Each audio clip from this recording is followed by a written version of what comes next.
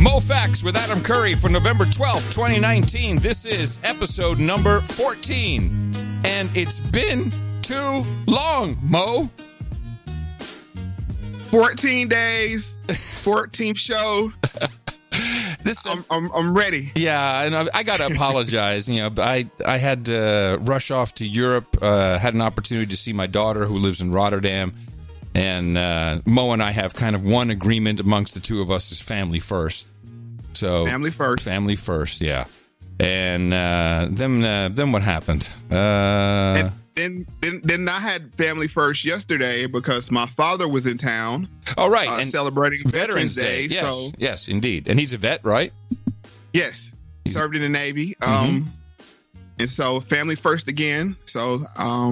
But we're here. We're back. Yes. Let me ask you a question before we get into the episode, and I'm very excited, of course, because I know you've had 2 weeks to get something ready, and I see we have a number of cliplets ready in the waiting.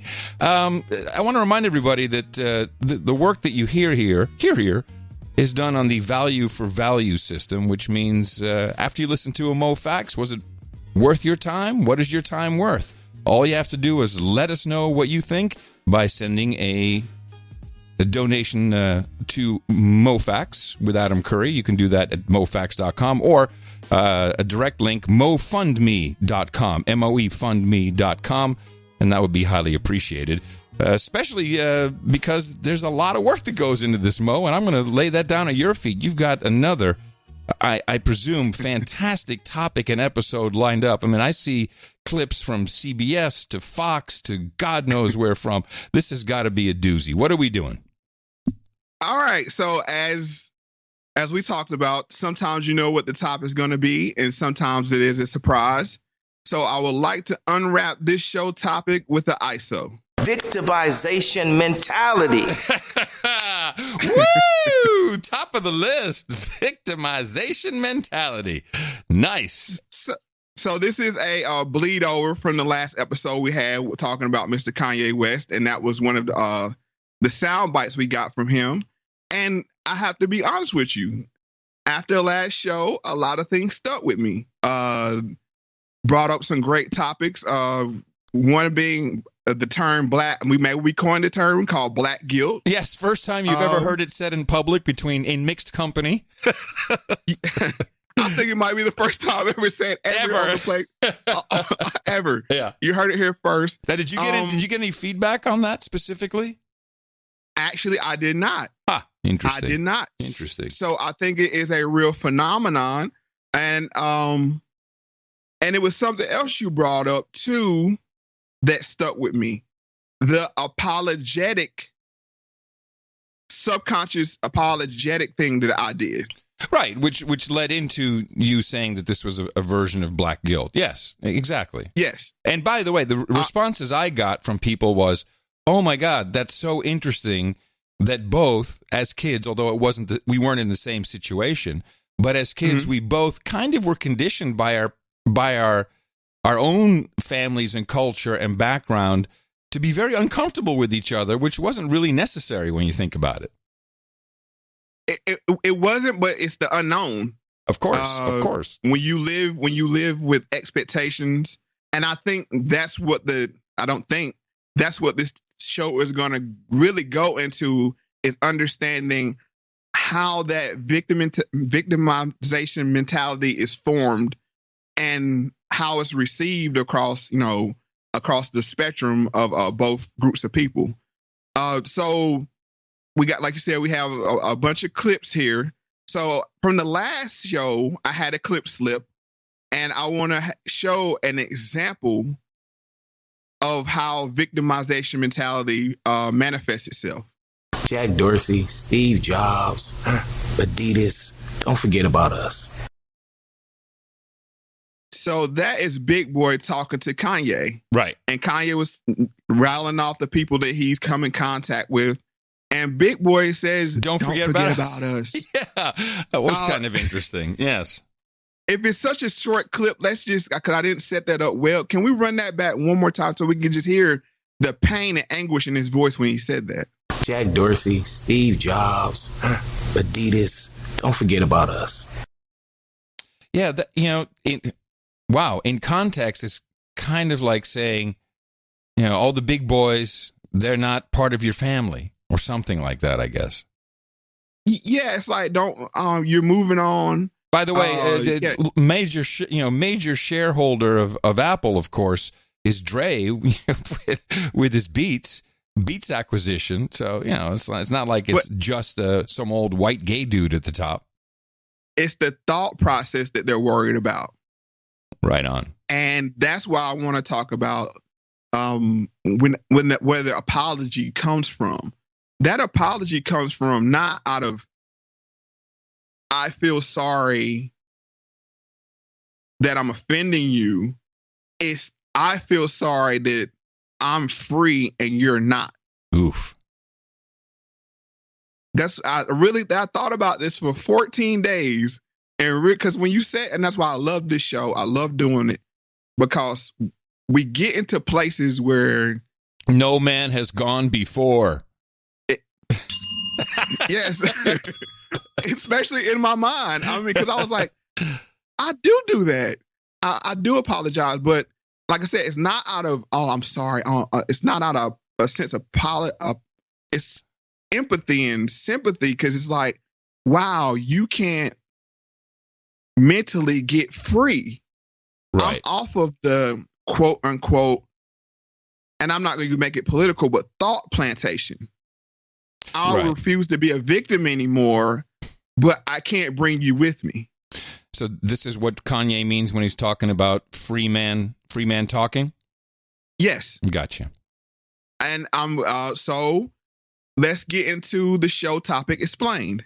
What a great drug dealer does is they make the people who buy the paraphernalia from them feel like they're friends or they're buddies. It's not just a business transaction. I also care about you. And we see that same dynamic between the so-called black man and woman and the super liberal Caucasian here in Western society, especially here in America. Well, what the super liberal Caucasian will tend to do is to try to make the so-called black male and female, but especially the so-called black male, believe that he should always resort to his emotions when it comes to evaluating what is going on in society around him. Because what the super liberal Caucasian knows is that by doing that, he will always ensure that the so-called black man remains a vassal to him and a servant of his. And that is what the quote-unquote drug dealer does with those who buy the product from him or her. They always want to make you feel like you need what they have to offer you. You cannot replace that sensation or that high anywhere else, especially in some way, shape, or form that's actually going to be lifting you up and constructing you and building you up rather than tearing you down incrementally. Wow, that's a great analogy. Who said this? Who was that speaking? This is Chronicles of Judah. He's a popular YouTuber, and I think he has some very great takes. And I think he explained it with this analogy between the unfree black, and I don't want to say slave, because it's completely different. It's different. It's unfree. Untethered. No, it's actually still tethered. Away. Yeah. Huh? No, it's actually they're still tethered. You're tethered. Yes, that's what I said. So they can't pull themselves away from the dynamic that's been created for them. And it's like you're a victim. You're a victim. You're a victim. Yeah, and the only way you'll be heard is to be a victim. I just wanted to my own reflection on the Kanye show was it's kind of sad that the way things are going today, neither of us are really allowed to have our own culture and to have our own background and to have our own things. That it's like, yeah, everybody's equal, but no, we're different. We're distinctly different in a whole bunch of things, but doesn't mean that we're not equal. But somehow that's gotten convoluted. And it's like, well, you have to all think the same and be the same. And one of the most, as I'm older now, one of the most enjoyable things is the differences and the oddities. That's what I love about this show. It's like I'm learning all kinds of stuff about my friend Moe, who's an American, has a different background. Hey, Ladio, you could be from the Midwest and you'd have a different, regardless of skin color. So that was that was kind of my reflection on all of this. Is it seems like society is not willing to just say, hey, you know what? black people, white people, red people, yellow people, brown people. They're all different, but we have some common things that makes us Americans. Where your culture is replaced, it's not like you're not, it's void. We do have a culture here in America, and it's not the American culture, but it's a culture of consumerism. Yes. Wow. That we replace. Yes, you're right. That we replace, because the reason why I noticed this is where I work is it's a high-tech company, and we bring a lot of people in from outside of America. Yeah, India probably. India, China, Pakistan, other parts of Asia. Yeah, sure. Yeah, so when they first get there, they bring their culture. And now we're starting to hire more second-gen American / wherever they're from. Yeah, so they were born here. Indian American. Mm-hmm. And there's a total there's this distinction there between the new hires that come straight from whatever country and the ones that are second gen from here in America. Sure. The second gen hold no, like, okay, we had a cultural festival, and the ones that came here directly from their home country dressed up in their traditional attire. Mm-hmm. Second gens, no, not at all. Right. So I don't think it's not distinct just to black or white Americans. I think you have to give up whatever culture you had to take part in the corporate culture that we have here in America. Okay. So with that said, there were some going-ons. Yes. While we were away, some things on happened. Sabbatical. Yeah. Some shit went down, yo.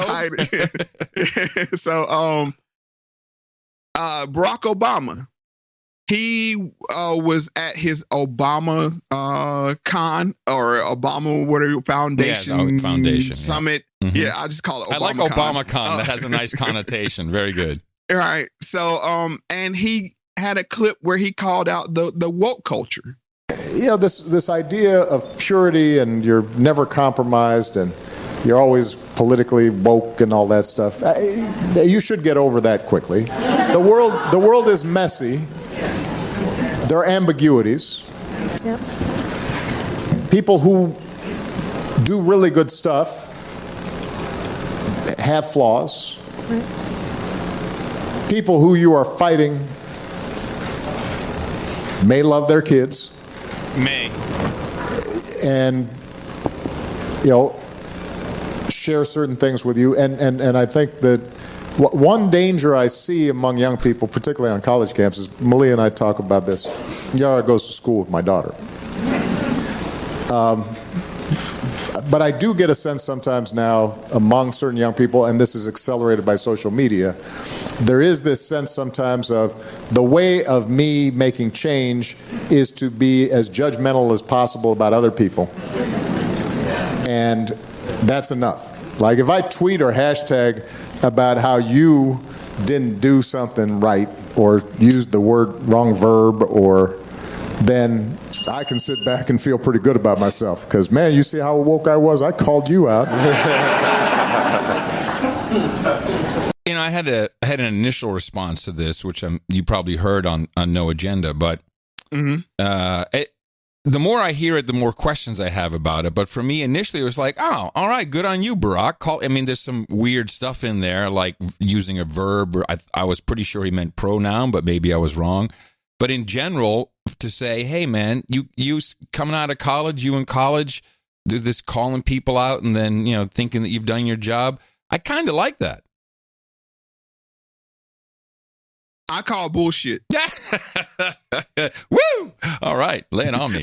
The reason why I say that is, one, he wanted to say pronoun, but he would have got canceled by certain demographics. Yeah. So his brain did a quick and used really inserted another word. Right. Inserted another word. And you know what?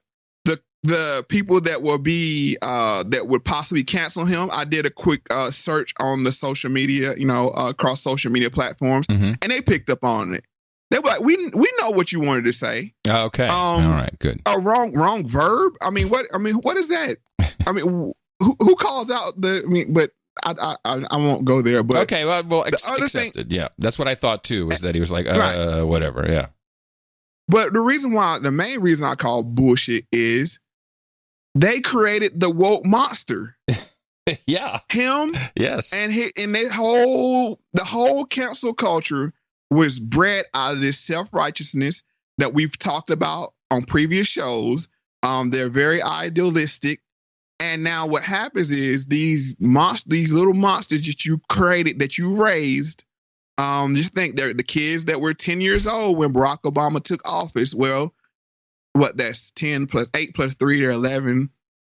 So you got kids, that's ready to vote that were maybe 6, 7, 8 years old. I mean, if my math's correct, I'm just doing it off the top of my head, but you created these little monsters. And now you're trying to corral them back in to vote. That's what this is all about. Roger that. I know Biden might not be, the hippest guy and know all the terminology, but we look past that. We need you to go vote. That's what this is all about. Well, yes, and I agree. I think it was, in retrospect, it does sound like he was talking more about Joe Biden than anything. Mm-hmm. And that's why I totally picked up on, and like I said, my BS meter is pegged. On it's 10. Pegged. It's pegged. Right. Yeah, I gotcha. But that wasn't the biggest takeaway from ObamaCon. For people that's not familiar, we have to remind them who the new Holy Trinity is in Black America. I want to start by just giving you a little perspective of my household in the 70s. If you were like me growing up in the 70s, the portraits of MLK, JFK, and Jesus hung on a lot of folks' walls. That was the Trinity. Today, the Trinity of Oprah, Beyonce, and Michelle Obama could almost replace them. I could have done that from memory, but I'm glad you did it on a clip. It's more powerful. But I've been trained now. I know the old and the new Holy Trinity. I know them now. I know them. I'm in. So one of the new Holy Trinity spoke, Miss Michelle Obama, and let's just hear what she had to say at ObamaCon. Our family wasn't unique, and that's as we talk about Chicago and the South Side. Mom always said, 'cause she's the one that'll keep our little heads down, will keep us humble. She's like, there are a million Craig and Michelle and Brocks out there. It's just that our stories don't get told. We get caricatured because of the color of our skin, because of fear, because of a whole lot of stuff, because we don't know each other. We think that this family, this beautiful portrait was the portrait of everybody in our neighborhood and of all of our family members. This was not unique. Everyone we knew got up every day and did what they were supposed to. Yeah. They held down jobs. They kept their lawns mowed. They strived to give their kids good values and access to better things, which is one of the reasons we moved from Martin Luther King Drive to 74th and Euclid, because my mom wanted us to have access to then what were better schools. But unbeknownst to us, we grew up in the period, as I write, called white flight. Okay. White flight. White flight, yes. Are you familiar with that term? I have heard this. I could not define it for you. Okay, white flight, just in very simple terms, that's when Black families start to move into a white community and then the white people start moving out. Oh, okay. Or as we say in Archie Bunkerland, there goes the neighborhood. Yeah. So when I heard this, I'm like, you're talking about white flight. White flight hasn't happened in 30, 40 years? I mean, we're talking about the 60s here when white flight really happened. Yeah, just before Archie Bunker came on TV. Exactly that period. Right. So what we have to do is unpack what she really said. One, she said she left MLK Boulevard, I guess. Yeah. and moved into another neighborhood to access better schools. Mm-hmm. Who were you leaving? Wasn't she doing black flight? Well, I mean, yes, of course that's black flight. That's moving on up. Right. So I'm just saying, I mean, when we hear these terms, and then also on the clip, she says, well, all the families were like, what I lived around were the same. We're the same. But then, as they always do, the more you let them talk, she's going to talk about the picture that they took and who took the picture. And just see if you can catch the discrepancy in this next clip than what she said in the previous clip. Where was that? What was going on? How did that picture come to be? What do you remember about it? Well, it was, that's in our backyard on 74th and Euclid. And these are some of my favorite pictures because this is the first time I remember us having what was a formal photography session. But it was really the daughter of our Uncle Terry. Robbie and Terry didn't have children. He had a previous marriage. He had a daughter that was in school. And I think she had a photography project where she had to photograph a family, and I think she picked us because we were the only sort of full family she knew with mom, dad, 2 kids. Oh, so much for every family being like us. Mm-hmm. She was the only family with a full family and 2 kids, and the yard was nice. It's really very different from what she said. Absolutely. And this is in the same... This is with the same talk. Yeah, sure. In the same flow of the same interview or sit down, whatever you want to call it, with her. Who was there was her brother, and the interviewer. Well, I will say, just referring briefly back to the previous clip, she says, we get caricatured because people don't know, basically through ignorance. And I would say there's some, I think that's fair to say. I wasn't against what she was saying there, but then this whole rap is bullcrap. She's just contradicting herself. And that's what they do. The more you listen to them, the more they go back and forth. And I want you to bookmark that caricature thing because that's going to be a common theme. And as we go on forward too, of how is that caricature created? Who shapes that?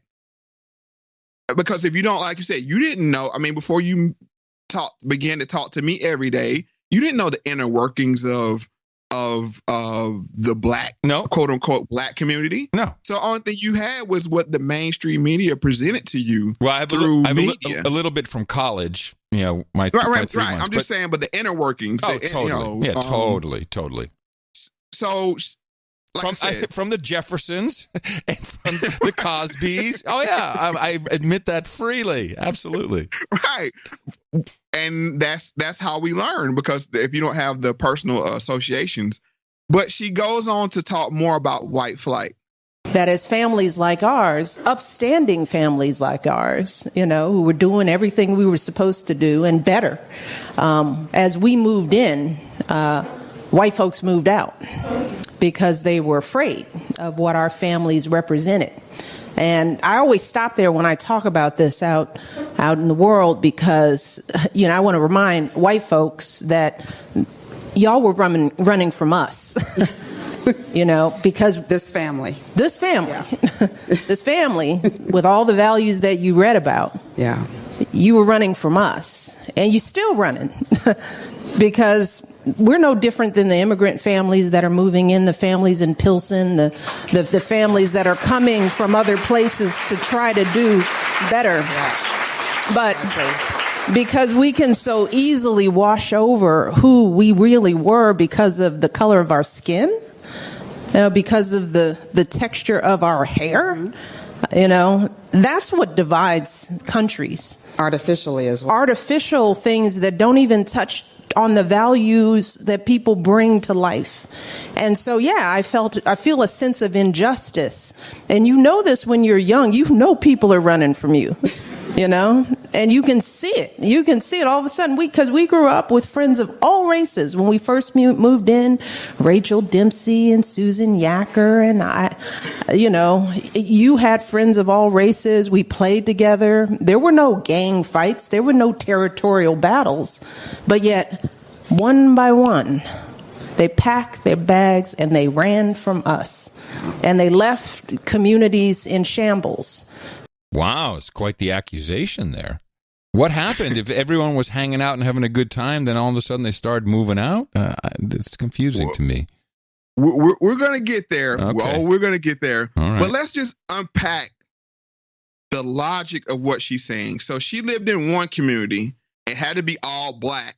I mean, we had to make that before she moved into the white community. So it was okay for her and her parents to leave one community behind because of that element that was in that community to move to another community, right? Mm-hmm. And then you say, well, when we moved here, us good, upstanding, black folks, salt of the earth black folks, which they are. I'm saying poo-pooing that. Mm-hmm. But then the white people just suddenly moved because they saw you coming. Okay, so if they left, who replaced them? Well, had to be black people, logically, right? Yeah. Logically, it would have to be black people, yes. So now you're uncomfortable with being around your own kind again that you tried to run away from. Well, who really has? I mean, when you, like I said, we need to use some logic here. I think you ran from your own people, which I mean, like I said, if you live in a poor neighborhood, I understand. Stop. Because you just said the key word. Because the Obamas now live in a predominantly white neighborhood in Washington, D.C., and no one's running away from them. This is the difference between poor and rich. It's a class. Mm-hmm. It's an income. It's a wealth issue. I don't think it's much of a race issue. It certainly doesn't seem that way when people are all fat and happy.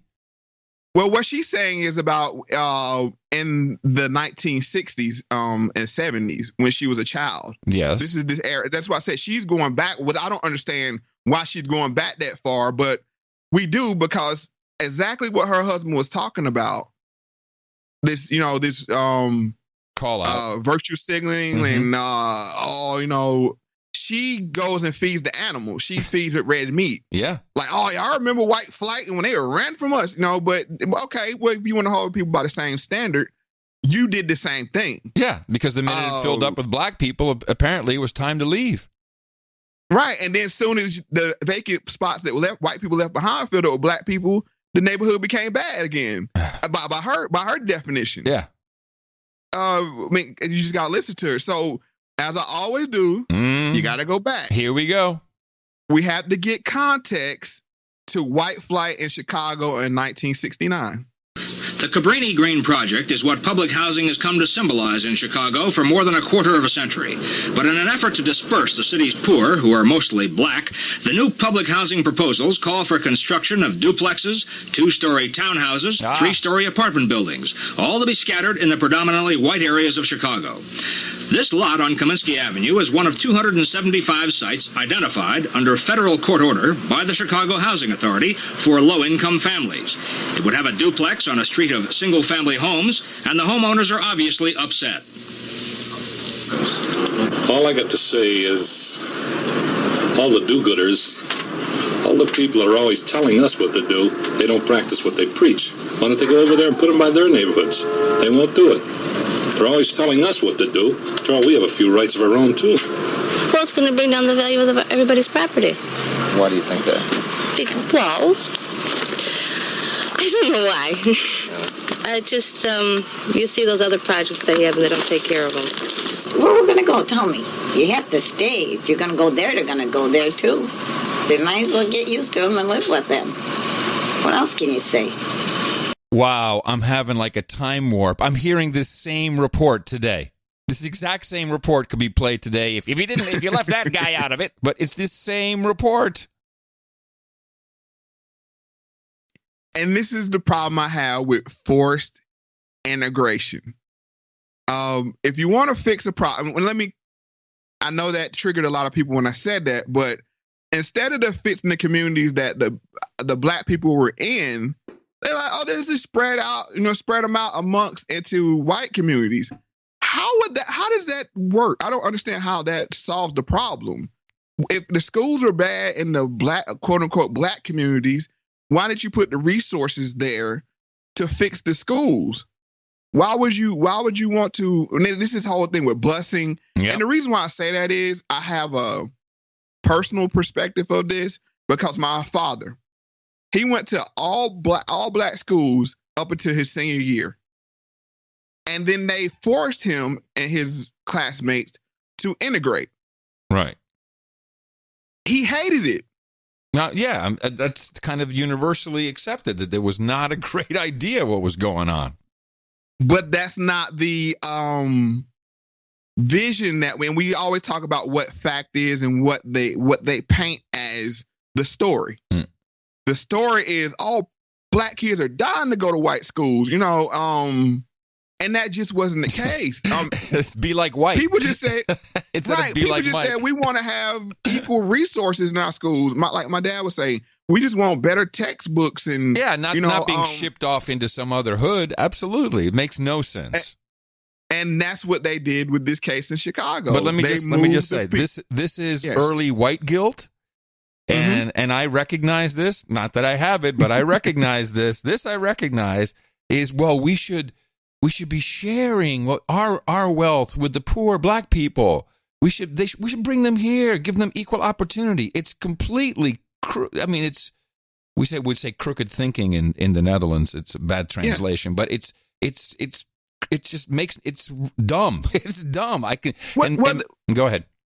Well, here's the logic, I think, and like I said, I'm not a white person, so I think the white people that have that thought of they're too concentrated. If we can dilute them out, then they'll assimilate better. I think that's the real. That's a very unpopular thought. That's the real. I'm with you there. If we can spread them out. We can influence them. We'll be a good influence on them. You watch. Right. They can change. It can get better. We can civilize them. We can civilize them. Yes, they're just feral over there. Let's bring them. Oh my God, Mo, that's horrible. Now that you've exposed me to this fallacy, that's nasty. Ugh. And that's the real racism. Yes. Of victimization mentality. Totally. It's not that if we give them chalk and blackboards and take the lead paint out of their schools and, Hey, I ate some lead paint too as a kid. All right. But give them proper resources, then they can't thrive. No.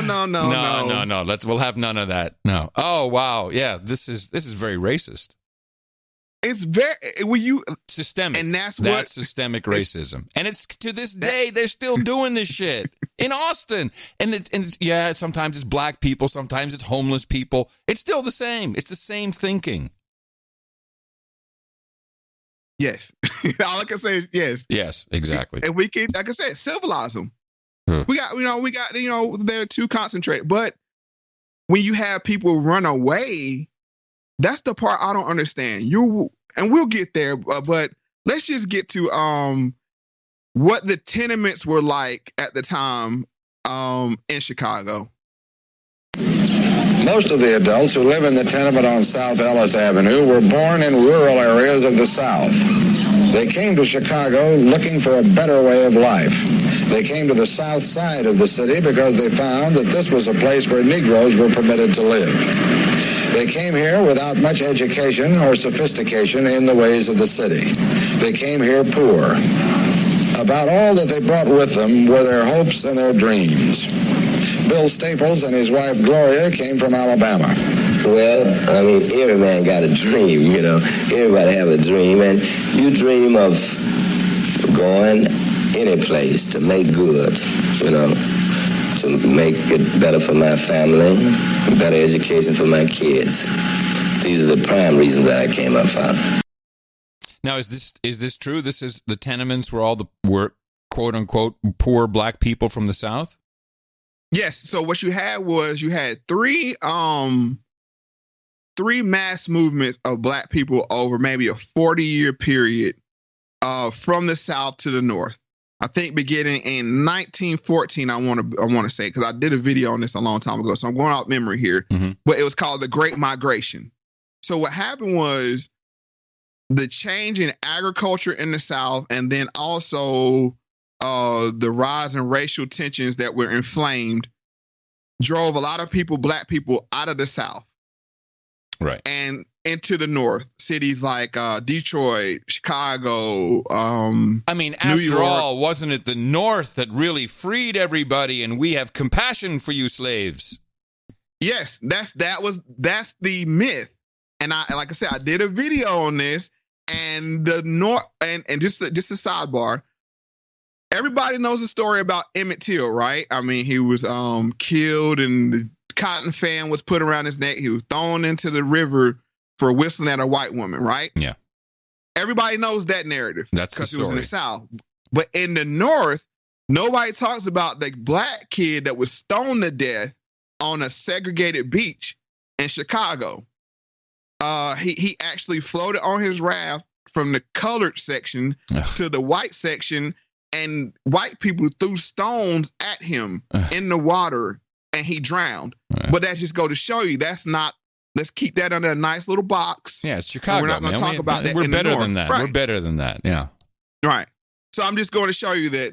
But yes, we had a lot of people moving for the South, and they didn't find the opportunities that they were looking for, because what happened is that they would move to these slums.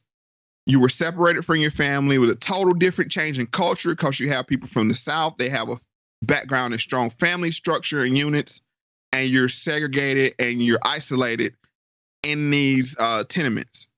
So just give you a perspective of what was going on at the Chicago at the time. Yeah, and add a little No Man in the House to it, and you got a beautiful situation. Well, that was the thing about even in this story of the tenements. This is a CBS News special from 1967. It was on like 2 black fathers out of 7 families in that.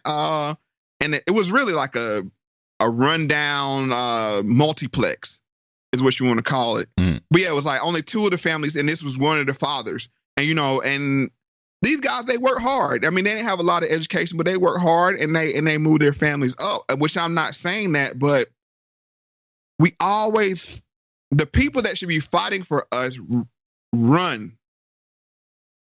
And they try to force their way into white society, or the liberal mindset tries to force them into white society. There you go.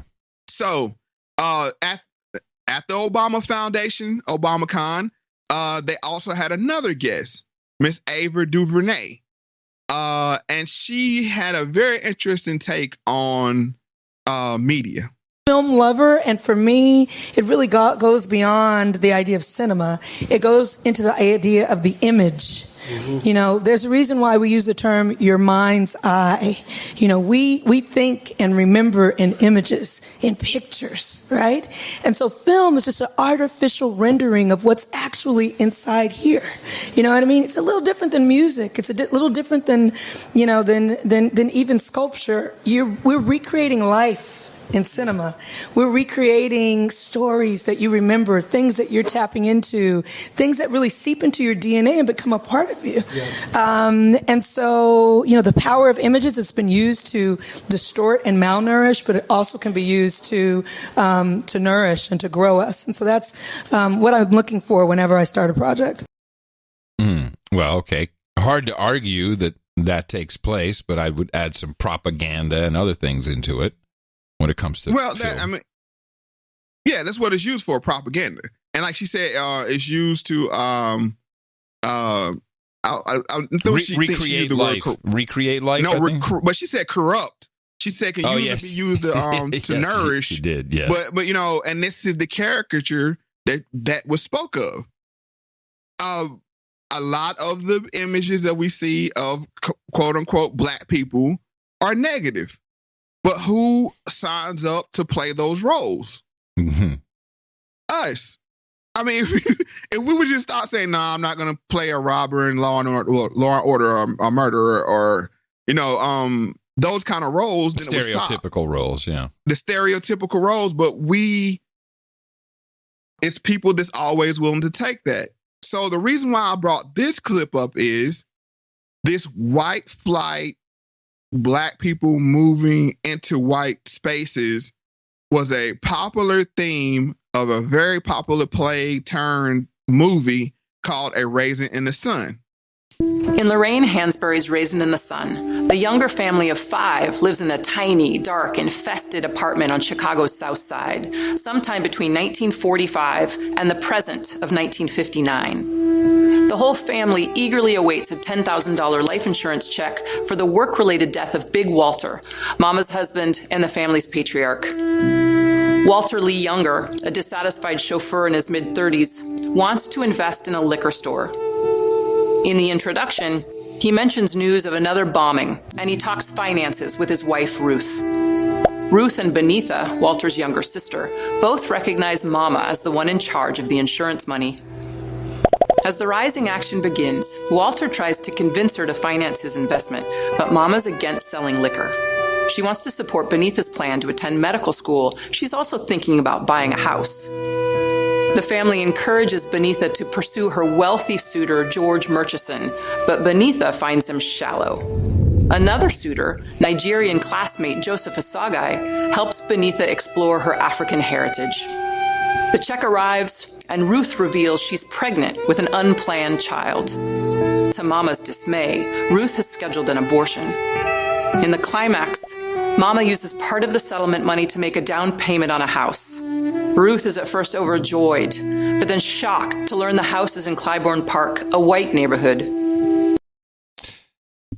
Is this a play that is that you're exposed to growing up? Oh yeah, so much so that my father actually played in a community at the Community Arts Center. Mm-hmm. He played Walter in this play. Okay. So they've redone it. They redone it I think 3 times. The latest being with Puff Daddy playing Walter. Oh man, so this is on Netflix. I can just watch this after the show. It should be on Netflix. Nice. I know it's on YouTube. It's on one of the platforms. I'll find it. Yeah. But the original one has Sidney Poitier in it. So it was a very big deal. It won let's see, a Choney. It won awards. a Choney award. No, it won actually. Let's see. I have my notes. Yeah, it was an award-winning play. And it was based off Langston Hughes' famous poem, "A Dream Deferred." From the line, what happens to a dream deferred? Does it dry up like a raisin in the sun? So it came from that era. And Miss Lorraine Hansberry, the one that wrote this play, she has a history with actually dealing with trying to integrate into white communities. She was actually part of the Supreme Court case Hansberry versus Lee, and this is where the Hansberry family they were struggling to move into the Washington Park subdivision in Chicago. So all of this is connected in a way. This is really like one of the driving forces to say, oh yeah, we can move into these communities, and let's just go to clip 2. Mrs. Johnson, the neighbor, stops by excited for the youngers' move, but also scared of the violence they'll likely face from Chicago's white folks. Walter stops going to work, and he drinks. When Mama sees his deterioration, she gives him control over the remainder of the money. She tells him to put some aside for Benitha's education and to decide himself what to do with the rest. We see an immediate change in Walter, and Ruth decides to keep her baby. While the youngers excitedly pack, Carl Lindner visits, a white representative of the Clybourne Park Welcoming Committee. In the falling action, an uncomfortable but polite Lindner says he wants to start a dialogue. But it's soon clear the neighborhood residents want to buy back the house to prevent integration. Walter, Ruth, and Benitha angrily reject the offer and ask Lindner to leave. Soon after, Walter's fellow investor Bobo reports that Willie Harris has skipped town with their investment money, Walter's as well as Benitha's share. Enraged, Mama begins to beat Walter. The family, now in need of cash, considers staying in the apartment. An upbeat, hopeful Asagai debates the possibility of progress with Benitha. Asagai asks her to move with him to Africa, to work with him to help improve the lives of his people. At his lowest, Walter calls Carl Lindner to accept the buyout. Benitha's ready to disown her brother. But Mama insists Walter needs their love now more than ever. In the resolution, Walter instead tells Lindner they plan to move into the house after all. As movers load the truck, Benitha says she's thinking about going to Africa. Mama tells Ruth that Walter's finally come into his manhood. With hope, as well as dark uncertainty about integration, the play closes with the Youngers vacating their apartment and going to their new house.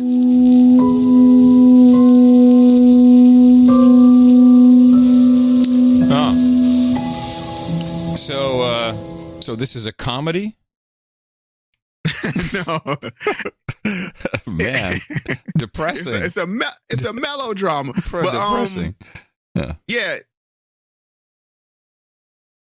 You have these pieces of quote unquote art. Every generation. I spoke of A Color Purple that was in the 80s. Yep. That shapes and molds Black culture in a certain way. This came out, this play was in late 1950s. This movie was in 1961. And like I said, this was a play that was done, I had to be 6, 7 years old. In 1986, when my dad played the role of Walter in the community center play. So it had real sticking power. And it had real cultural impact of Black people not wanting to build up their own communities. No, the talented 10th, the top, achievers move out. And that's how you get the ghetto, as people say. I said it that way. But I like how you said that. The ghetto. The ghetto. That's how you get it, because it's like, okay, No Child Left. What was it? No Child Left Behind. Mm-hmm. If you're a top performer, we move you to a good school. Mm-hmm. Affirmative action. Affirmative action. Yeah. So it's like, and then you segregate from your own kind based off. So the point you make here is how influential media, and a play is media, a book is media, how influential artistic culture is. And of course, it's the same for white people. There's a lot of influence from artistic culture, but it sounds like, and I can't wait to see A Raisin in the Sun. It sounds like there's a lot of similarities with the modern day version, which I mentioned it before, would be the Jeffersons. I mean, this was what I grew up watching. Yeah, and that's exactly, it's not exactly the same, but it's similar. Similar as in, we're moving on up to the east side. George Jefferson's got a big ass chip on his shoulder. It's a version of that. I think the time is the only thing that would be different, because these people would force themselves into environments where they were not wanted. And that's what I can't say I fully understand it, because I didn't live it. But why would you want to force yourself to somewhere where you know you're not wanted? You're going to be faced with violence and hate. From a white perspective, I'm going to give you this, because this is how I was taught. Mm-hmm. From a white perspective, I was taught to view someone who did that as heroic and brave and righteous. Does that make sense? I can understand how people can look at that, but I'm just telling you, that's my background in this particular story. Not how I feel today, but how I was brought up. The part I can't understand, I want to stick on this point too long, and this is what perplexes a lot of us.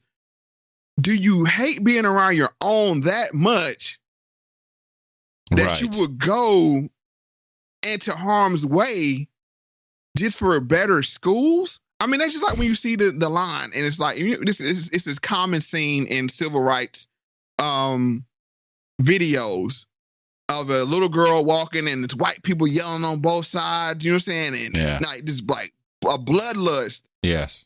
Would you subject your children to that instead of improving your own community? That's the part I can't understand. But like I said, I don't want to belabor that point too much. But even on the set of Raising the Sun, there was trouble. In the play, the story was told from the mother's perspective, which Poitier disagreed with from the start.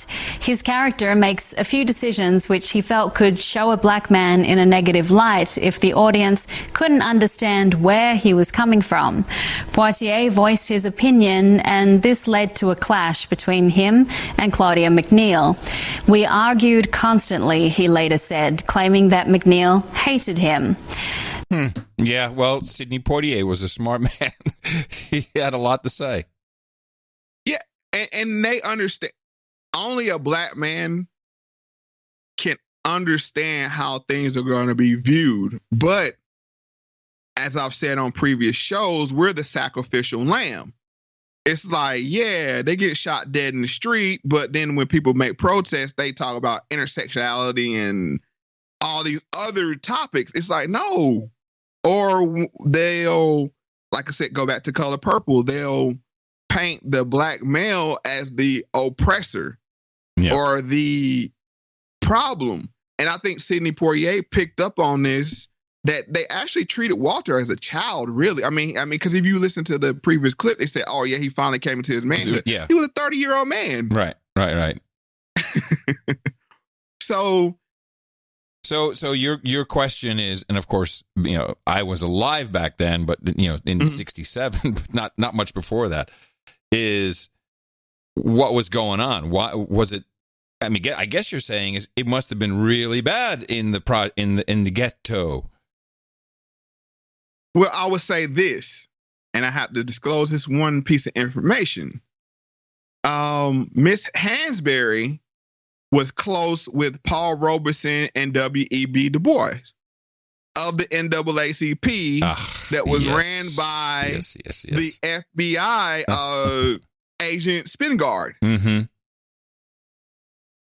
This is it's propaganda. I mean, it is. It is. Yeah, it's totally propaganda. Yes. When you start tracing these threads back, and as more people listen to this show, sometimes go back and listen to old shows, because then you'll get context of what we're saying now. These things don't happen in a vacuum. No, another show, man, and I just got it's as if, and maybe I'm jumping ahead, so stop me before I kill again. But you and I have both been propagandized by a big media machine that, in all likelihood, was in collusion and had this grand idea. And I got propagandized, you got propagandized, and it really created a bunch of shit out of everything. And then was it the last show where we talked about how the civil rights movement, or 2 shows ago, I'll lose track, but how the civil rights movement was televised in a way. That didn't even shape it as propaganda. Yeah, I mean, it didn't even Claudette, didn't even show the real first person who sat in the front of the bus. I mean, all of this stuff was completely manipulated or selectively presented. Yes. So these memes and thought patterns are shaped through media and fed to people that are looking for themselves on the screen, whether it be the small screen or the big screen. Yeah, they want to identify. We all do that. That's why we have different genres of music. That's why we have different television shows, because we want to see somebody that we can identify with. One of those shows being Good Times. And we'll see one meme that was pushed in this next clip on Good Times. Honey, you never walked away from a test before.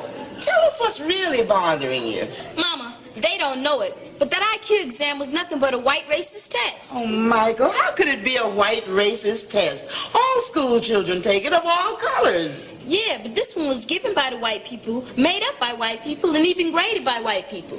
It don't tell you how smart you are, just how white you are. That's why they ask questions on a test like this. Complete the following phrase, cup and you have to choose from 4 words: wall, saucer, table, and window. You know what my friend Eddie put down? Cup and table. Because in his house, they don't have no saucers to put under the cup. You know something, when I was a kid, we didn't have no saucers to put on the table either. And get this question. A mother and father father and 2 children live in a 5-bedroom residence. The mother and father sleep in 1 bedroom, and each of the 2 children has a room to himself. How many guest bedrooms are there left? Now, how many kids in the ghetto even know what a guest bedroom is? Yeah. Yeah, I had just moved to the Netherlands, so I never really saw Good Times. Of course, I've seen some. This is very, very telling, especially knowing who produced all this.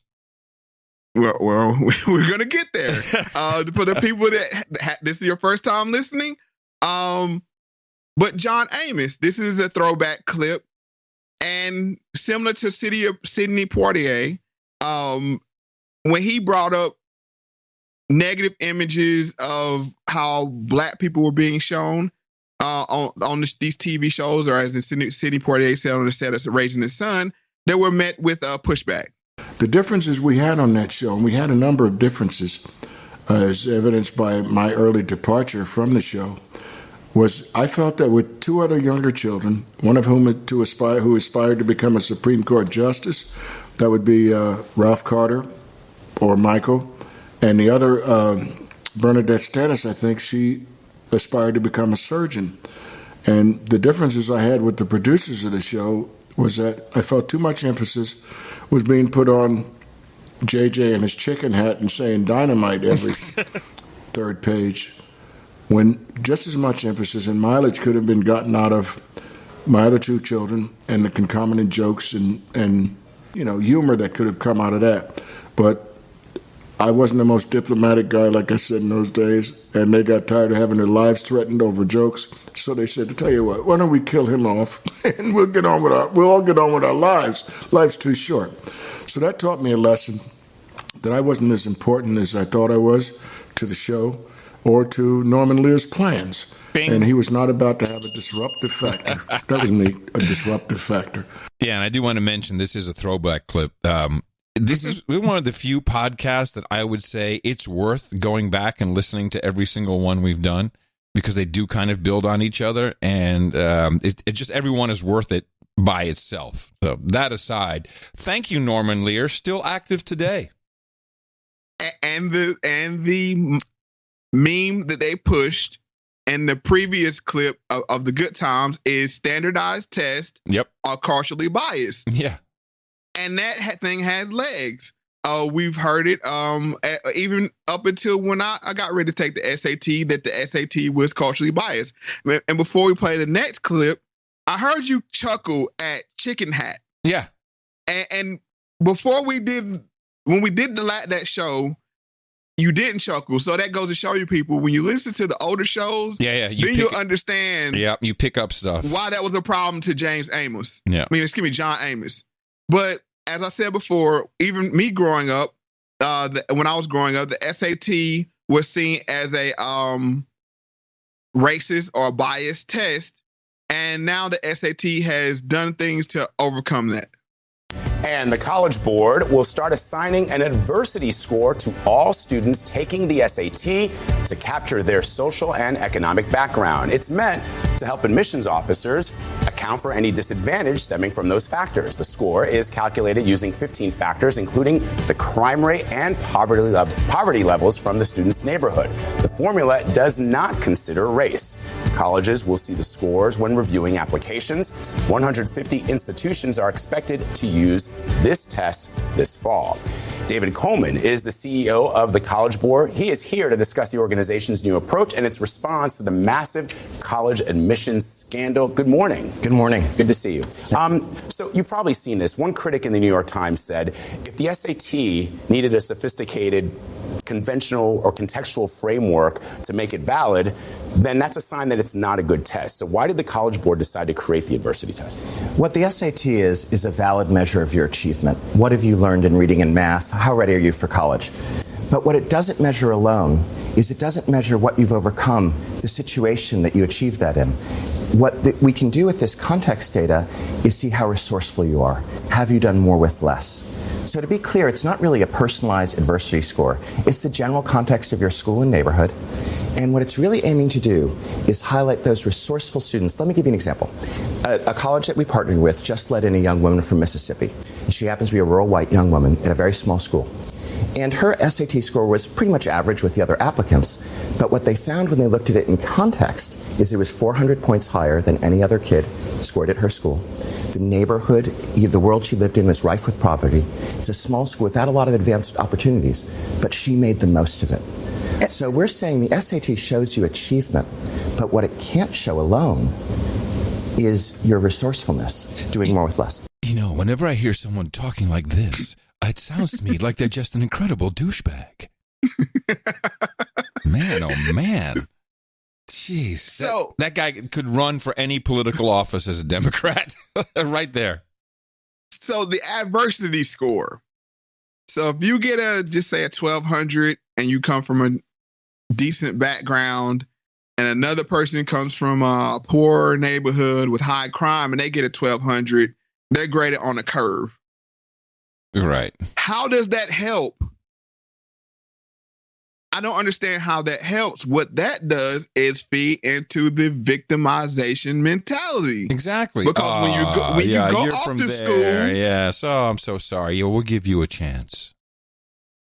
And yeah, the thought process is I'm sure lying in good intentions. But when you get to that school, they'll be like, oh, what you make on the SATs? Oh, yeah, I got a 1200. And the average score there is like a 15. I don't know what the scores are now, but just say the average score is 15, 1600. What are you doing here? Mm-hmm. You don't belong. Right. So you're creating an environment for that person to be ostracized instead of taking the data and saying, okay, these communities are the poor communities with high crime. Let's fix the source of the problem. Oh, no. We'll just take the cream of the crop. We'll just skim that off. Here we go. Come here. Yep. So that means the only people that are allowed to make it out of those poor, crime-ridden communities are the academic elite. Yes. Now, who's the real elitist? Who's the real? I mean, that's a bigoted mindset to say, oh, well, you couldn't make the threshold, so you're doomed to poor schools. This is the flip side of that coin of victimization mentality, the people that support this thought process. And well, you said something important is I think that the people who are speaking about this and who put these programs in place, sadly, I think a lot of them were of good heart. They meant well, but what bugs me, and I'm not going to say it anymore, is that I see this same thing happening, and we have the results, historical data to show that this is just not the way to do it. So that's really weird. It's like it's the definition of insanity. Okay, all right. So I'm going to give you my perspective on why I think this deadly combination of good intentions from the good-hearted liberal people, and then you have the elite of the said group. It works for them because it's like, oh yeah, help us, and then we'll help the people down there. Oh, definitely. We want the trickle best. Down. It's yeah. trickle down. Yeah, no, Yes, I completely understand what you're saying. So it's trickle down, and it's like and that's why I was saying before, if you get the middleman out of the way, that's why people wonder why he's focused so much energy on the boule, quote unquote boule, or the black elite. Because they're are the lid on the jar. Yeah, they're running the show. They are the lid on the jar, and they function. They're the gatekeeper, or whatever you want to call it. Yeah. It's like the only way you make it out is if you have through us, and you have to be exceptional. That's the only way. If you're exceptional at putting a ball through the hole, or running a ball, or dancing, or singing, or intelligence, or whatever, you can get into the club. If not, screw you. Stay down there. You'll be the victim that we'll lobby off of.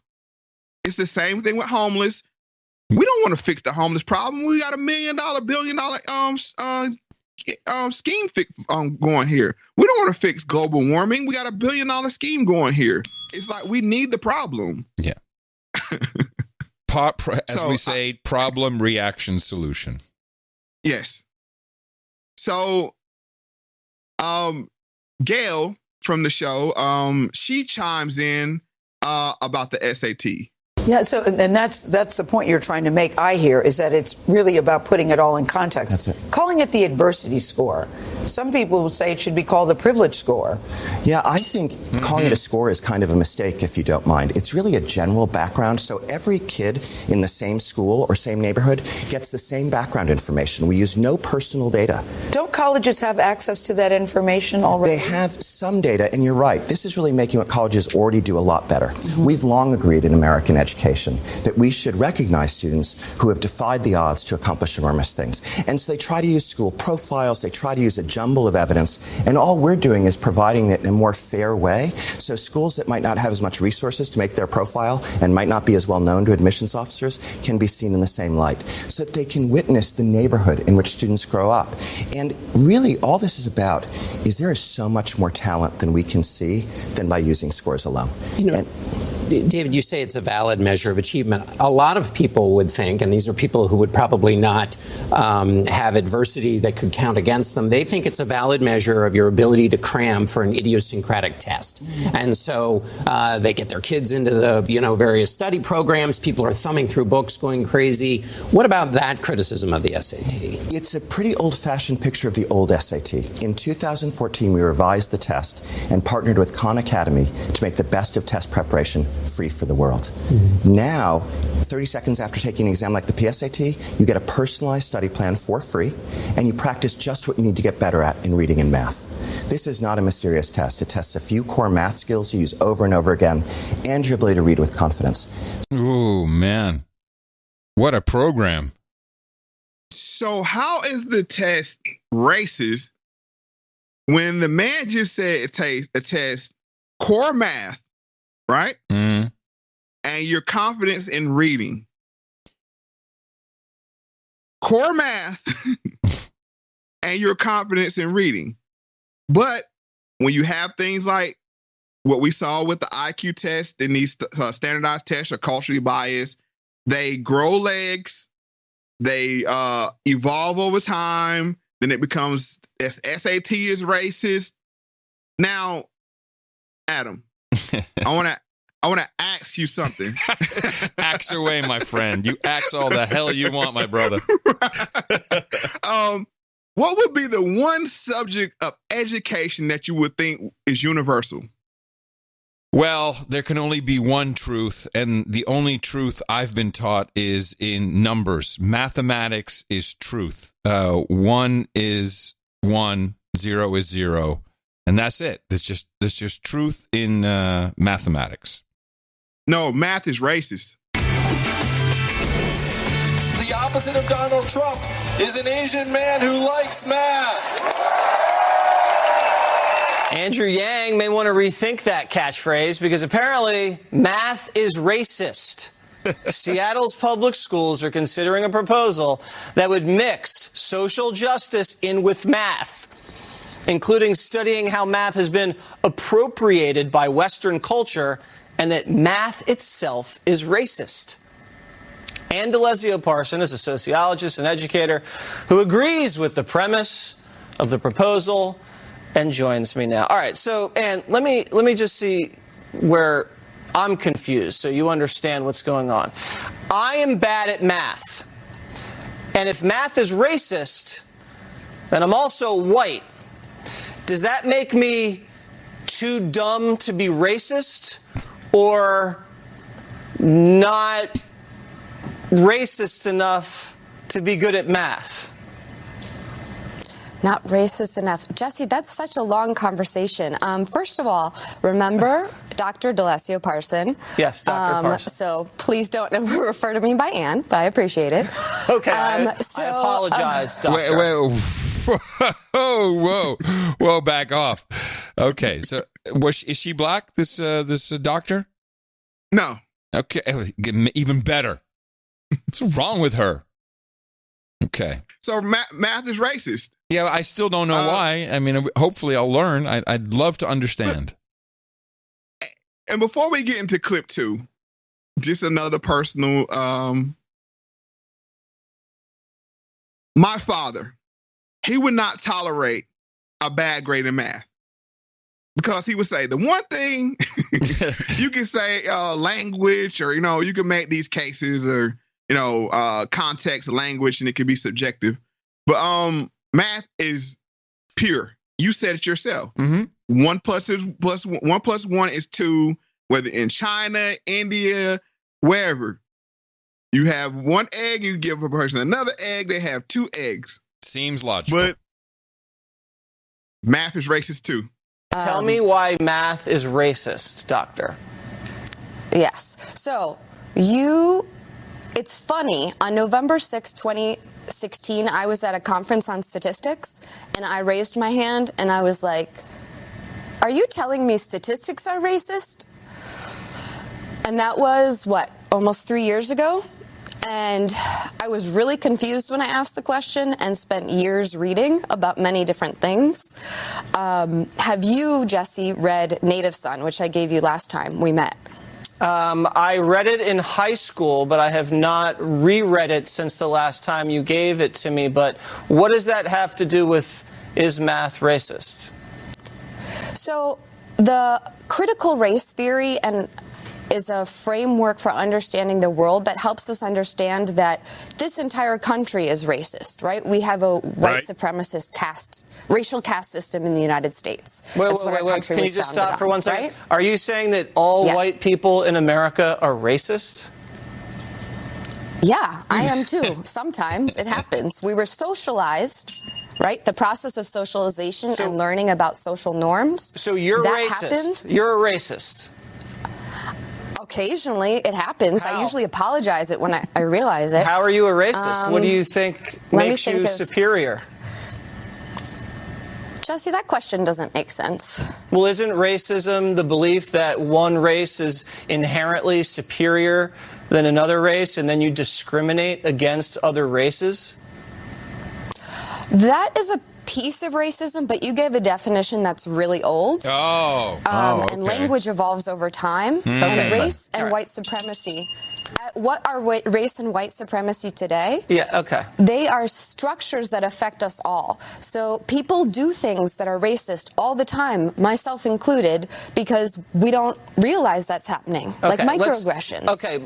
Oh, okay. Well, that makes sense. I'm sorry. I didn't get the memo. I still go by the Merriam-Webster definition of racism, which I will quote: prejudice, discrimination, or antagonism directed against someone of a different race based on the belief that one's own race is superior. Well, now I understand why everyone's being called a racist. It's different now. I just can't find the actual definition, but all right, what is it? And did you catch the irony here? Because it's very, very rich. If you didn't, I'll tell you what it is. Yeah, no, go ahead. I mean, there was a lot going on there. Go ahead. Tell me. The irony of what she's saying validates why the SAT language portion of it will be racist. By definition. And biased. By definition. New definition. Because when you change the definition of words at a whim, and people don't get the memo, I go into thinking you mean one thing that I've studied on, and you change it to mean something else. I'm out of the loop of what is in vogue. Oh my God. She just did. This is so current for me. I mean, I just got called out for being a misogynist and a racist for making fun of the way some, in particular, the way some people talk. Important. I made a joke about it. I'll still make a joke about it, because apparently old white man must shut the F up because language change and you're in the way. I'm like, okay, well, if that's settled science, like, there's words that change. Gay used to mean something else. Eventually we all accept it, but it has to go through a little process. And then we have these crazy things called dictionaries, which then define it and say, okay, here's the new meaning of the word. And I'm okay with that, but you can't just do that and say, you're just old fashioned. That's an old definition. You don't know what you're talking about. This is an outrage. And you know what? She coined a new term. Oh, boy. The occasional racist. I'm occasionally racist, you know. Occasionally. You know, I try to only be racist on Saturdays, but, you know, I'm working on Sundays as well. It explains. Well, hopefully that she can give us a little better explanation of what racist is, because I know what it's not now. So it doesn't occur when you just think that you are superior to a different race. It happens apparently in other cases. So I want to make sure. Continue on. Oh boy. How is 2 + 2 = 4? How does that discriminate against black people or brown people? 1 stick plus 2 stick. Humans were like, hey, here's a stick, here's another. I just did some math. That was not racist. We're on the same page with that? Okay. 1 + 1 = 2? Yes. Okay.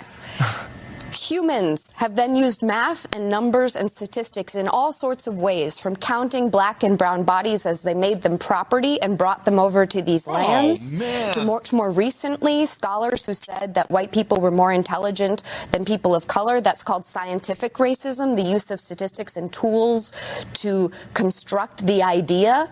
It's like something deep in our brains. It's hard to recognize, and that's why it requires time, Jesse. I asked your question, just and it because took me people more than 3 years to get here. With slavery, does it make counting racist?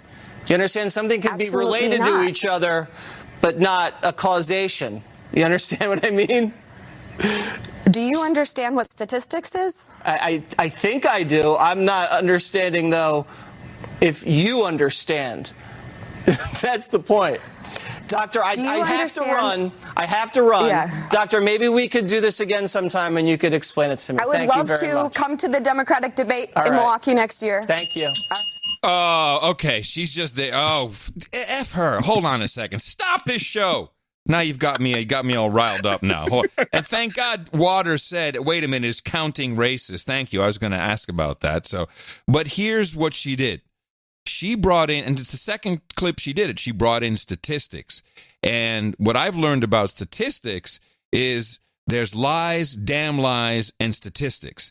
And statistics is not just math. It's math based on variables known as the N factor is what I'd call it. Interesting in this context where you have an N, which is a number that, will offset your margin of error, which is how polling is done. And we know how polling works. It sometimes doesn't work very well at all. Ergo, the 2016 election.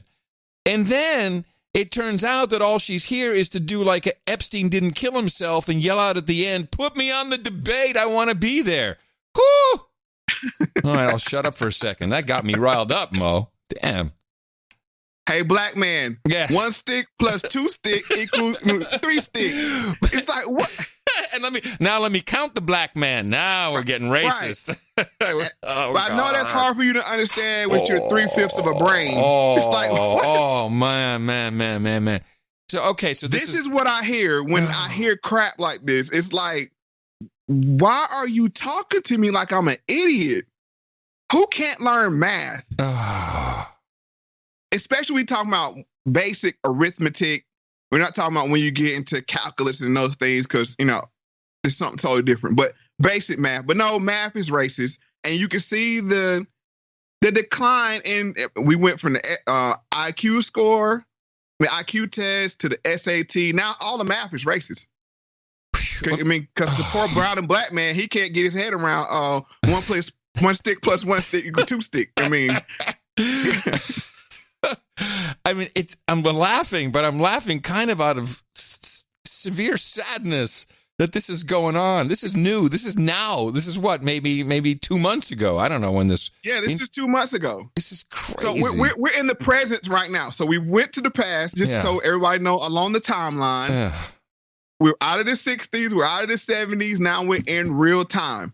But this is what happens when you get a bunch of intellectuals sitting around,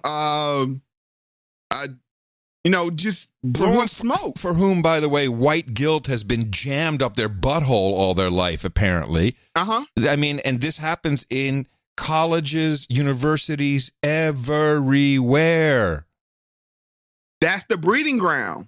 Yes. That is the breeding ground of the...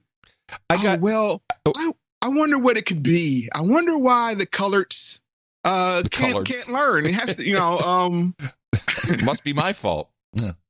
Right. But I would say this is not a white phenomenon because we have Miss Imani Perry. She's a famed author. She wrote a song, Breathe, a letter to my sons. So I'm just going to read really briefly and then we'll jump into conversation. And this is in the midst of writing to my sons. There are fingers itching to have a reason to cage or even slaughter you. My God, what hate for beauty this world breeds. They say they are afraid. I do not believe it is fear. It is bloodlust. People will say I'm being melodramatic. They have. But police kill middle-class black children and adults too. Not with the same frequency, but class is no prevention. It is a reduction of the odds at best. As a black mother, when I read about one of those children whose lives have been snatched, at first blush I think that could have been my child. Whew. Did you take all that in? Yeah, you might. I'm already kind of full. I don't know if I can fit anything else in here. Okay. So Miss Imani Perry is a black woman. She works at Princeton, and she, like I said, she's the famed author, and she writes this, I guess, a letter to her sons about how there's a bloodlust that wants to kill them around every corner. That's setting your kids up. That's a good way to get them going. Get them a good push in life. Right. So what they do is, what they do is they see these stories on the news, and what she said was, that could have been one of my children. We've heard somebody say this before. Can I just say something?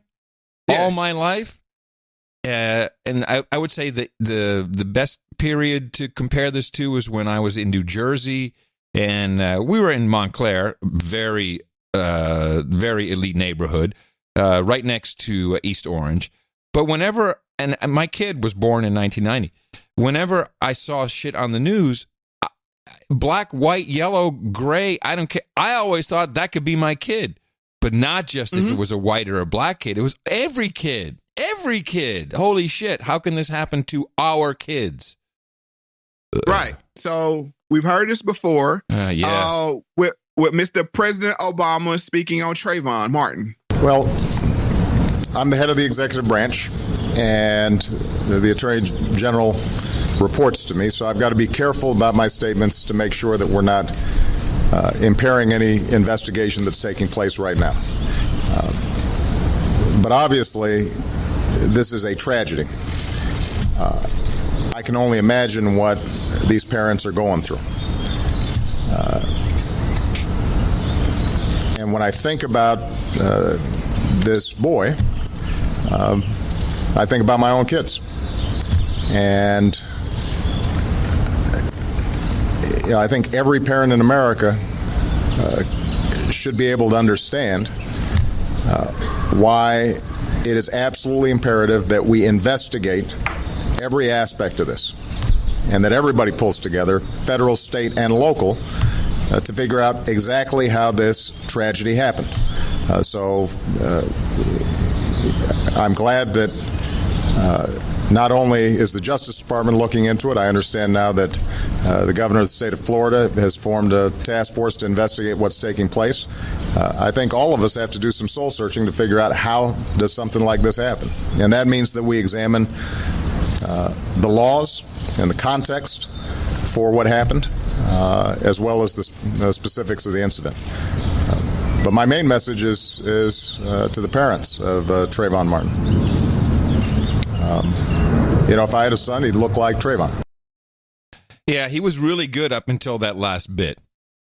Every parent in America, all that. Yeah, totally. Mm-hmm. Yeah. But if I had a son, he would look like Trayvon. And we're still waiting on the investigation, Brock, so you know. I was going to say, do we have any outcome of that finally? I mean, do we know? Nah.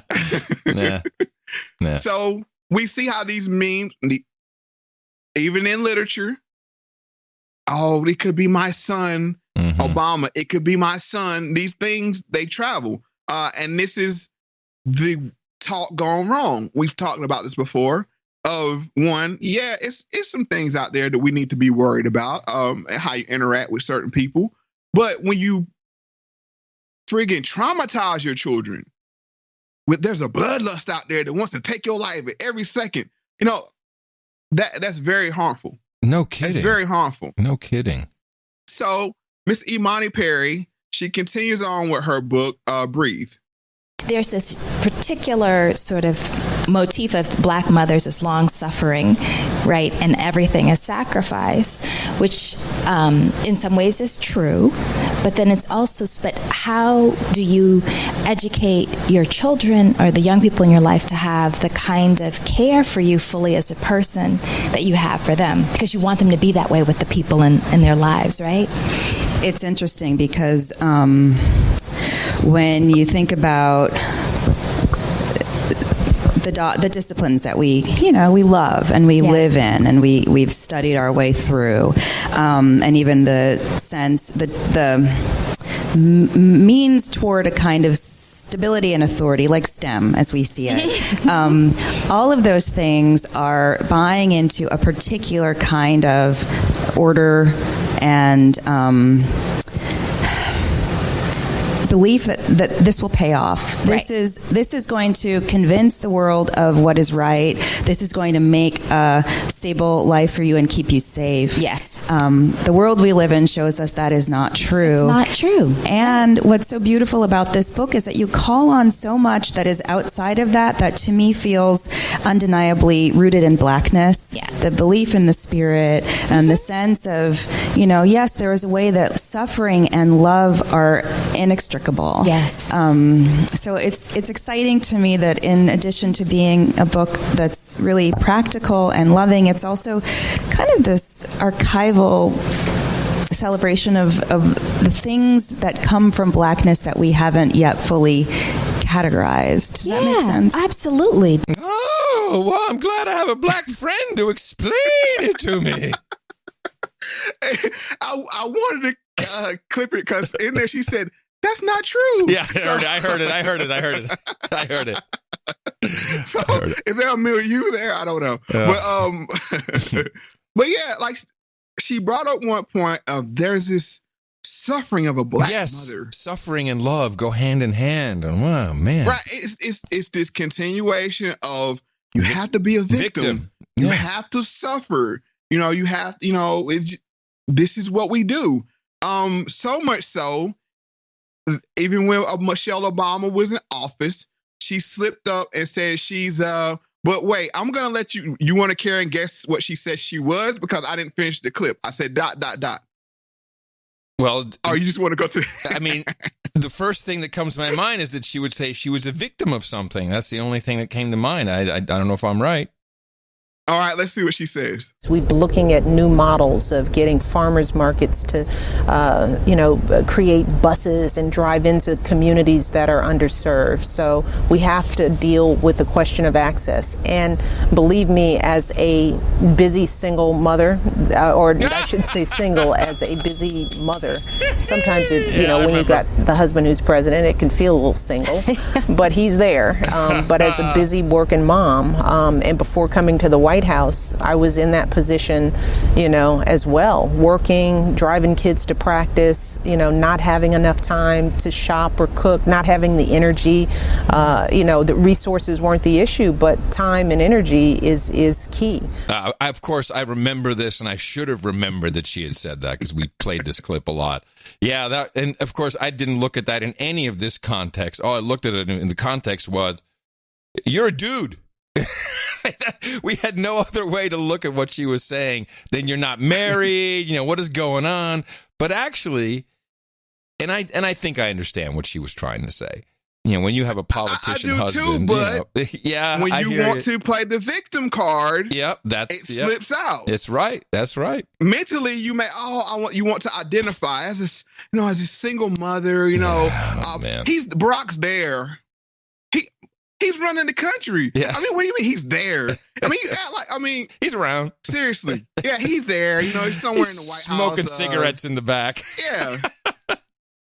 Wow. But when you want to get in on the pity party, you have to identify. When you want to, like I said, play your victim card, sometimes it slips out. And she played her victim card. But of these two, of Imani Perry and Michelle Obama, we're going to go back into a throwback clip of from Madame Noir. This was the panel of Black women talking about the struggles of raising Black boys. What do you think the hardest thing is to do as a mom in 2017 parenting? What are the things you worried about the most raising Black children? Did I have boys? Yes. I have two boys. I have two boys. I got two boys. I have two boys, and how do I prepare them for that life and for the stress and it's a lot of stress that I don't know as a woman. Yes. Because we have stress, but we also can navigate circles a little bit better because we're women. Because we're women. And I don't. How do I prepare? For those moments when he comes home and something has gone awry in the street and he doesn't know how to deal with it, right? Or So now you see the mindset is being set in elite circles. But Mo, I can't believe that you're even doing a podcast with me. How come you're not dead in the street? I mean, it's obvious your future. Just how did this change? This is not possible. Hey, man, I was lucky. It's math, bro. Hey, the bloodlust. I mean, and it's still out there. You talking about? The bloodlust. No, the bloodlust. The bloodlust is gonna hunt me down. I mean, it's a great title for a movie, Bloodlust. Yeah. So you see the mindset, and the second part is a two-parter of that from the Madame Noir. They speak on fear. Okay. And it's hard to let them be free when we're fearful. Right. Yeah. Because my best friend all the time, she said, let that boy be free. He want to take off his shoes, let him take off his shoes. But it's hard, for them to be free, when we're a little fearful. And I think that's the tension of, I want him to grow, I want him to explore and try stuff out. But, I'm a little scared. Well, that kind of says it all. It's hard for them to be free. Yep. That says it all right there. What did Kanye say? Free man thing? I'm a free man talking. Yep.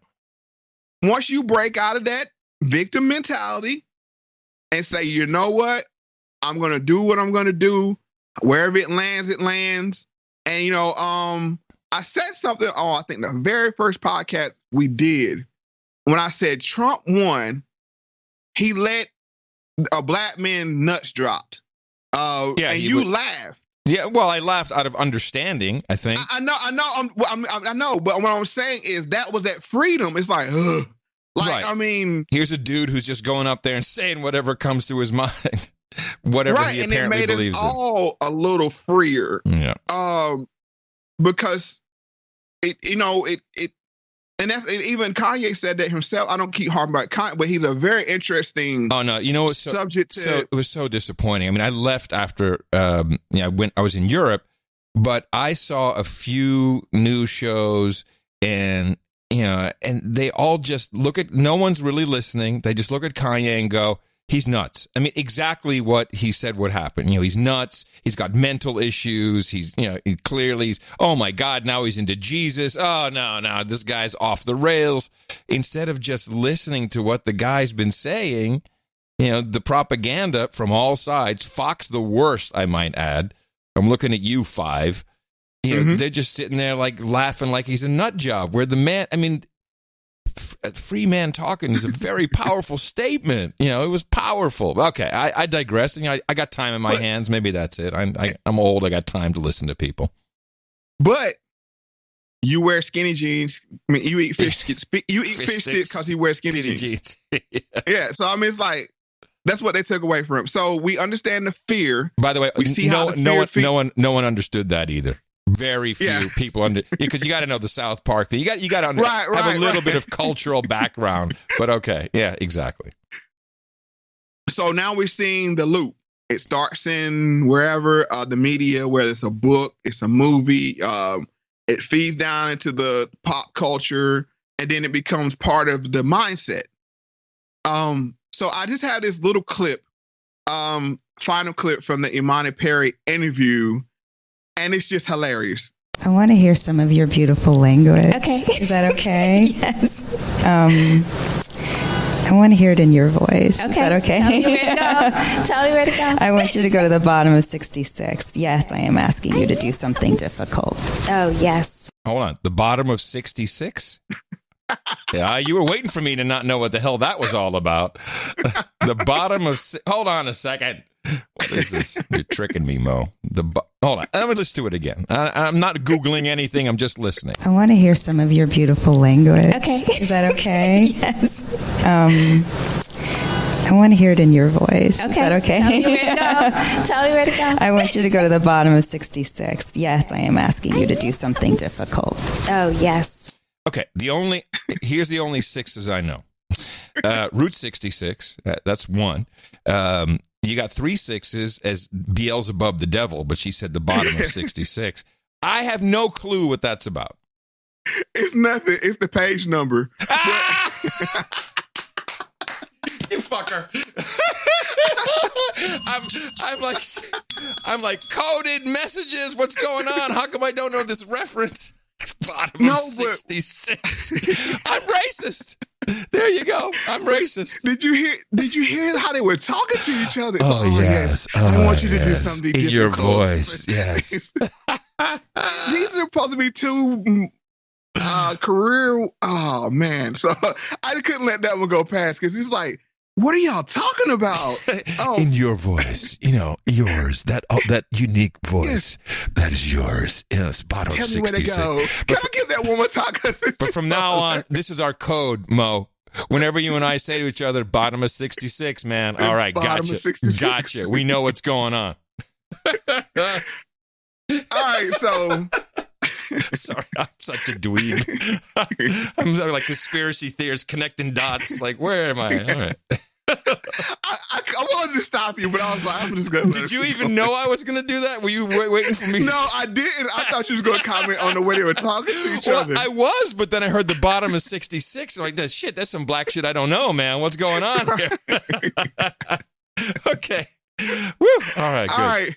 So, with this all being about the Obamas, yeah, I've never really discussed who he was or what he was.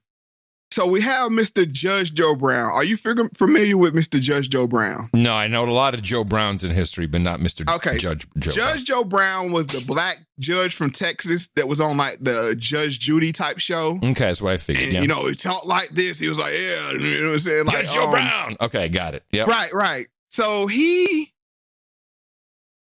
once you get to a certain age, the truth, you just don't care about it. You're just going to say what you're going to say. Hell yeah. So he breaks down who Barry really is. Has anybody black ever gone and checked out who it is in the White House? Who went through school is Barry Soetoro. Mm-hmm. His stepfather and adoptive father, Lolo, L-O-L-O, Soetoro, died as one of the 20 richest men on the planet Earth. Obama is beneficiary of a trust fund along with his 2 half siblings. He is probably the richest man to ever occupy the White House. Lolo Soetoro was a major in the Indonesian Army and a contractor with the CIA. What Daddy did was run death squads for the Indonesian government. He was an executive vice president for Standard Oil, and when he decided to set up his own company in Indonesia, where possibly the world's largest oil reserves are located, I imagine he used his position of having an active death squad at his proposal to facilitate some of his business dealings.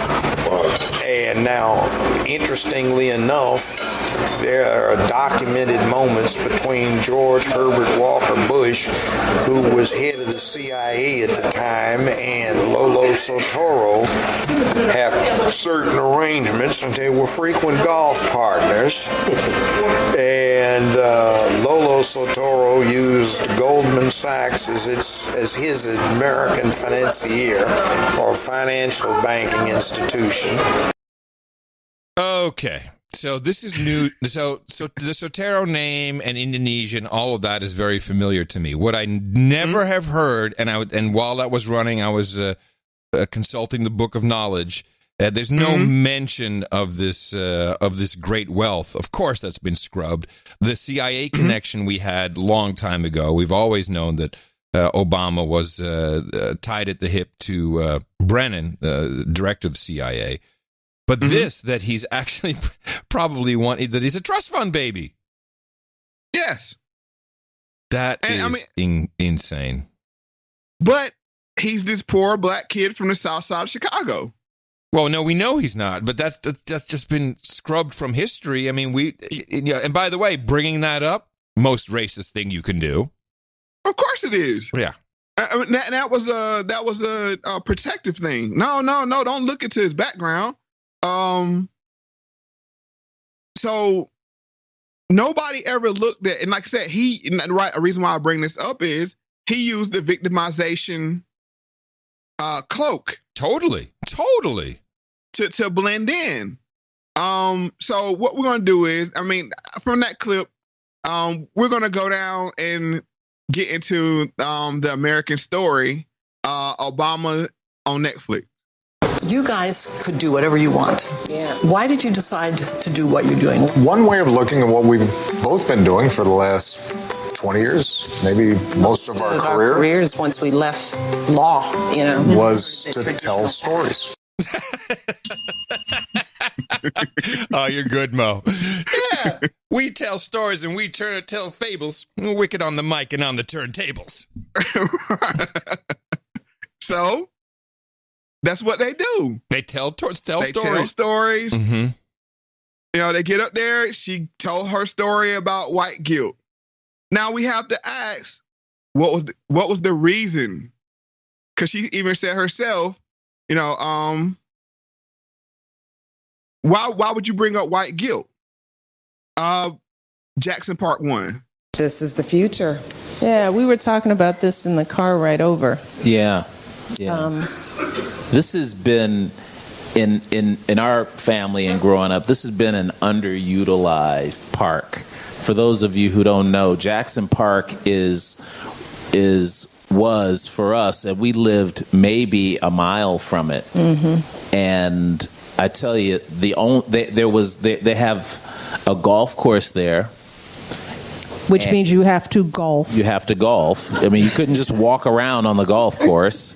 But this is one of the parks, like the parks we talked about that we lived near, that people just didn't congregate at.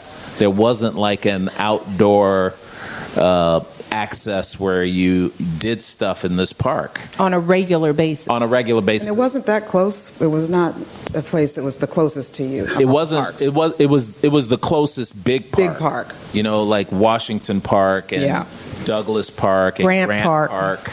Those are big parks where people come and they congregate and they have resources thrown in to do stuff. This was one of those parks that had a lot of real estate, but there wasn't a whole lot going on unless you golfed. Okay. And the context of Jackson Park? Jackson Park 2. Well, there's power in the selection of Jackson Park. Yeah. Just like Barack and I don't do things incidentally. There's a strategy. Barack's presidential library could have been anywhere in the world because there's so many people who feel like he is their president all over the world. All right. So, New York wanted it. Hawaii wants it, because it's also an economic engine, right? Because it will be a visited presidential library because it's going to be alive. It's a first. So we had to think, where do we put this resource? Because it will be a resource. Well, what better place to put it than in our backyard? Jackson Park is like that juxtaposition of everything in our lives. Except we never went to visit it? Now do you get it? Yeah. No, I got it. I got it. It's kind of disheartening when you rip it open like that, Mo. white folks is safe to come on back. Yeah. To Jackson Park. We're going to build a library. It's going to be a nice community. Yeah. Gentrification. Yep. That's exactly what it is. The whole set, like I said, we tell stories. She set this whole thing up about white flight. And for the payoff. And there it is. And there is your payoff. Oh, man. It's sick, man. Now, do you have other people in your life who you can talk to about this stuff? Or am I it? Yeah. I mean, yeah. No, actually, we cling together. It's like unknown. It's like a sixth sense. Oh, so it's like, hey. Once you drop you gotta that, it's a dance. It's a dance. You got to feel it out. Yeah. Right? And then once you drop the old hey, bottom of 66, then you're all I got you. Yeah. I got you. Oh yes. Well, that's kind of fucked. Well, I mean that's no different, I guess, than a lot of people who support or have voted for Trump. I think there's a lot of the same thing goes on, a dance and sussing around. It's like with my neighbor. It's because No Agenda looks at all kinds of stuff. We say many things that are unpopular for different groups. And the first thing I'm trying to suss out is, hey man, are you cool? Are you like going to be rabid if I even say anything positive about Trump? It's a dance, so it's kind of like that, I guess. And that's exactly why the No Agenda meetups are so important. Yeah, because right. you don't have to do that dance. Yeah. Yeah, but that's exactly what it is. Like, is he cool? And you throw little fillers out there. It's like, so, what about this? And you see people's reactions like, oh yeah. Like, all right, man. Look at the time. It's a sigh of relief. A sigh of relief. Yeah. When you're like, whoo. Oh, you're traveling brother, huh? Right. I got that one. Man. Well, I'm happy we can laugh about it, but it's really quite sad that you have now laid out expertly once again. You have laid out that everything is the same. It's just now we have more algorithms to amplify all the bull crap, and of course people. I look for the good in everything, and I think that deep down inside, people know things are wrong, and I think this is where this social media illness comes from, of people yelling at each other and just going nuts and just completely off the rails. And really at the core of all of it is this unpublished memo about the redefinition of racism. If only I had known, if only I could find the approved version, it would be so much better for us. And now I know why everyone's called a racist, because it means something else. And this whole thing is, and then, it totally feeds into the victimization, which you, my friend, you show zero victimization. You've never shown any of that to me. I refuse to be not free. Of course. You are free man podcasting what's going on here. Free man podcasting. Free man podcasting. And hopefully our podcast frees a handful of people each episode. That's the goal here. And let us know. We'd love to hear from you. We want to know. I mean, people email, there's tweets and stuff, and I see the responses. I enjoy all of it. And remember what I said at the beginning is there's value in this for me. I sit here and I enjoy every single show. From beginning to end, it's fantastic to do this. I'm pretty sure Mo enjoys it too, and we'd love to see your appreciation for that. Whatever value this had to you, either go out and be a free man talking, or support us, or both, even better, at MoeFundMe.com, MoeFundMe.com. Mo, thank you so much once again. A fabulous piece of art we have put here. This should be in the Smithsonian. This particular episode is Smithsonian worthy, I tell you. As I always say, pay attention to everything and the truth will reveal itself. And we'll be back next week with another edition of Moe Factz with Adam Curry. Thank you